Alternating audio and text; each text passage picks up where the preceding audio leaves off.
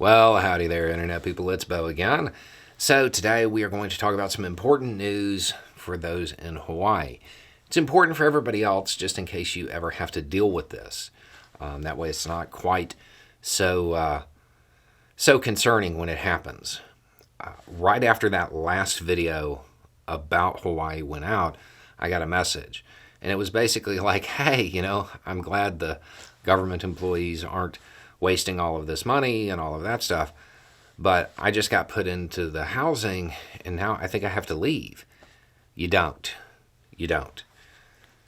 Okay, so this is how this works, and it works this way in a lot of different places and a lot of different emergencies. You end up getting evacuated. You go to an evacuation center, shelter, something like that. Eventually, somebody comes along and they're like, hey, you're going to go to this hotel or this Airbnb. Where we're at, a lot of times it's condos, like timeshares, and you're going to go there. Those are approved in 30-day increments, like they're approved 30 days at a time. However, they have an anticipation range, how long they're expecting that assistance to be needed, and that's covered. It's just a paperwork thing, the 30-day thing. For Hawaii, the expectation for the time is 36 weeks.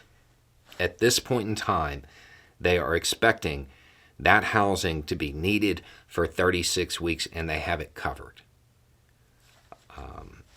But I think there is like this 30-day like rollover thing, so you may get some kind of notice or message or something like that.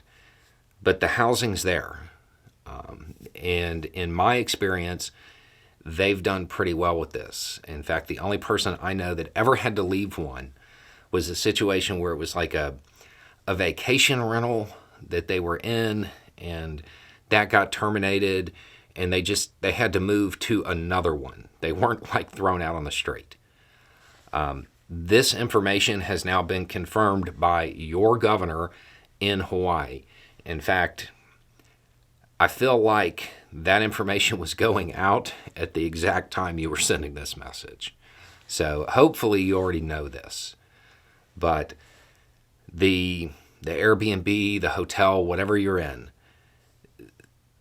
they have it kind of slated to be providing that kind of assistance to you for the next 36 weeks, 9 months.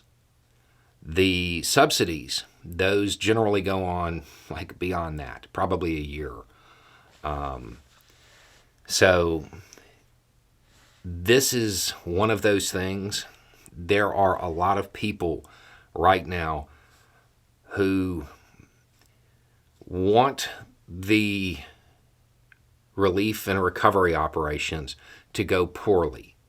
It's good for them politically if they go poorly. So they may not be getting all of the information out.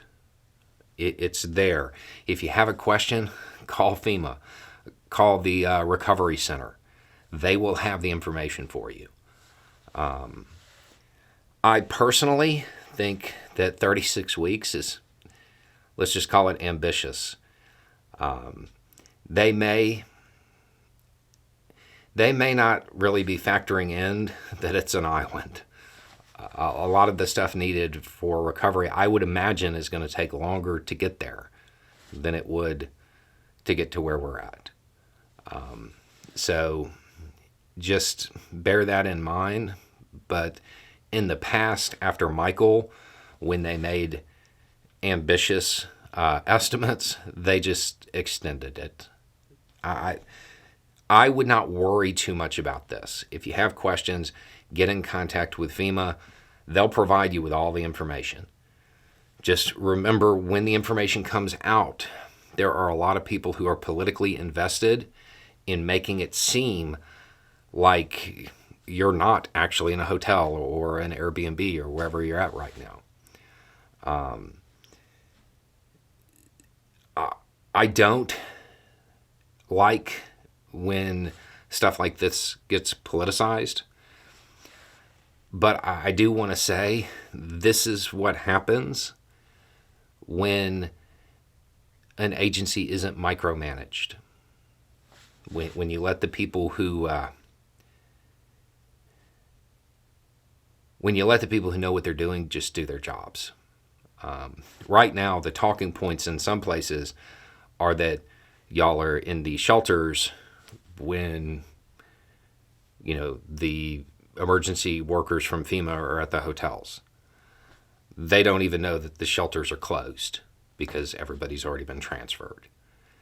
Just bear that in mind. There's a lot of people who want the recovery to go poorly. Anyway, it's just a thought. Y'all have a good day.